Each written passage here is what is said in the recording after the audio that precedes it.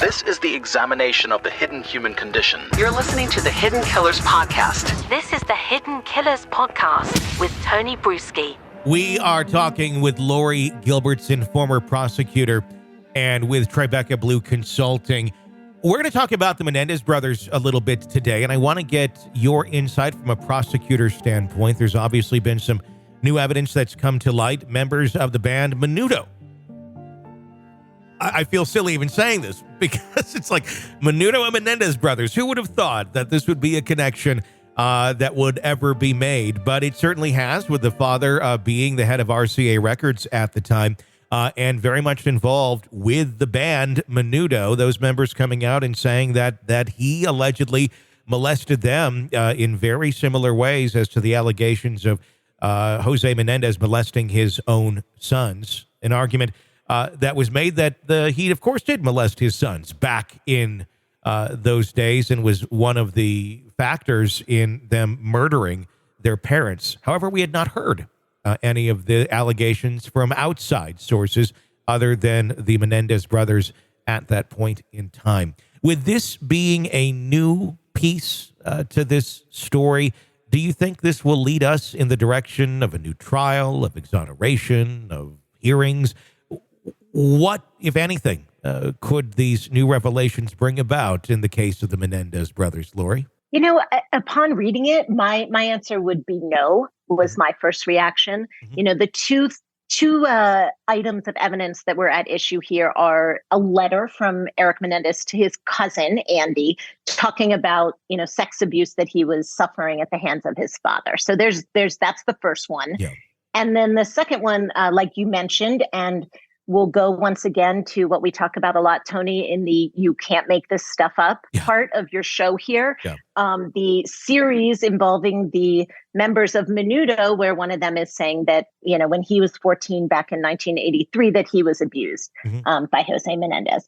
So, you know, these could have both been, you know, possibly compelling pieces of evidence at the trial. Yet, you know, it does not, to me, seem to rise to the really, you know, high standard that you have to meet in California to overturn a conviction or to even get an evidentiary hearing. And, you know, it's really saying that there must have been, you know, that this newly discovered evidence really proves the defendant's actual innocence. And here you're talking about the brothers who gunned down their parents in a really, you know, horrific, incredibly violent way. And I believe Mark Garagos in his letter or his motion asking to vacate the conviction says that the only issue is whether the brothers were actually being abused. And looking at that, it does not seem to me that is the only issue. Even if the jury found that the brothers may have been abused in some way, that doesn't necessarily mean that they would have accepted a self-defense claim with all of the evidence presented. So that's not really the only issue. And even if that were the only issue, these two pieces of evidence don't seem to me to completely solve that issue for a jury. They would be something for a jury to consider. So it doesn't seem to me like they're going to get, certainly I don't think they will get a vacating of the conviction. And maybe they'll get a hearing on it. Maybe they'll get an evidentiary hearing to determine what value and weight this might have had in front of a jury. That might happen. But as to vacating the conviction, I don't see that happening at all. Yeah, the likelihood of vacating the conviction, probably not. But if they did get an evidentiary hearing, it would be a step forward that they've not had while they've been incarcerated. If they were to get that hearing, what could the possible outcomes or paths be after that, should that hearing take place? Well, I think that if they were to get a hearing, you know, the court would certainly be going through the evidence to determine whether the evidence could have even been presented at trial. And whether the evidence has a probative value. So that goes also to the, you know, to the validity of the letter, to and the reliability of anything that came up in this series. Just because someone says something, you know, there are all sorts of kind of legal evidentiary hoops you have to jump through to even get it admitted. So I think that first, a judge would have to determine whether this would have even been probative evidence at trial. And then if it goes through, that a judge determines, yes, it could have been admitted at trial, then they have to go to the next hurdle of, would that actually prove the defendant's actual innocence and have an effect on a jury that way? And I think that's where they would really fail.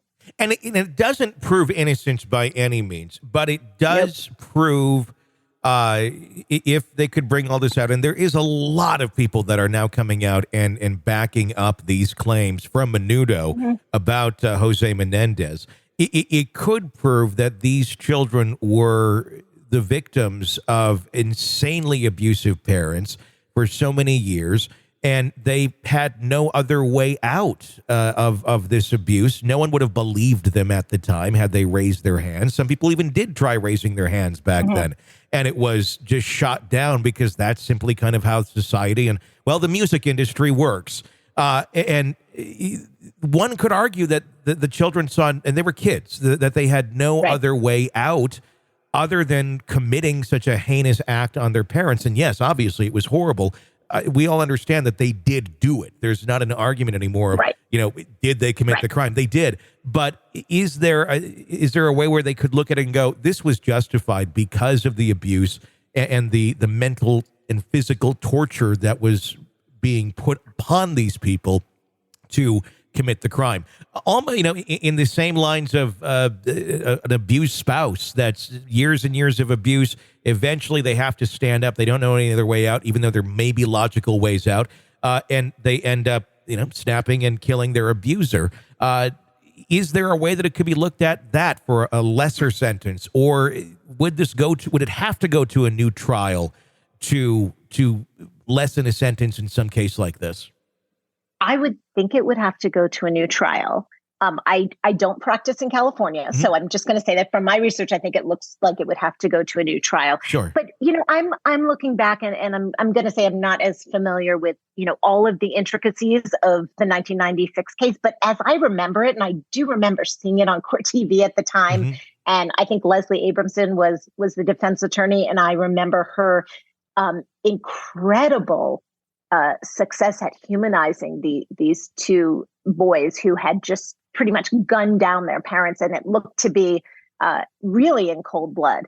And I vividly remember her with her arms around them, really making them, really putting forth that defense of them as victims. So I do know that a lot of this came out, maybe not these two particular points of evidence, but this was the defense. So that this isn't like this is kind of newly discovered evidence that they have not put forth a self-defense claim or put forth evidence of abuse from the father. This was put forth at their trial. The jury did consider, everything that was put forth then, and they did have very effective counsel at the time to do all of that. They did put this forth, but they didn't have any sort of corroborating evidence from other people, from other sources saying that, yes, Jose Menendez was molesting other kids too. So it was pretty much, do you believe these kids were being molested by their father or not? When you add that extra piece of evidence in that all these other kids, happens to be Menudo of all things, were also being molested. That part was never considered because it wasn't part of the evidence, because these kids, the Menudo kids, had never spoken out at that moment in time. Well, then you have to look at, each of the claims from each of those kids. You have to see if those claims are, if those claims are, believable and credible. And then you've also got to then tie that to the Menendez brothers. And tie that to all of, the evidence and context of how they committed this killing. And does the fact, let's say you believe and find credible, and a court finds all that yes, all of this evidence is really credible. Does it even tie into them? And would it have even been admitted? Yeah. Would that have even been admitted? Because then you're dealing with, you're dealing with a judge balancing a jury looking at the victim of a crime and deciding, this person deserved to be shot.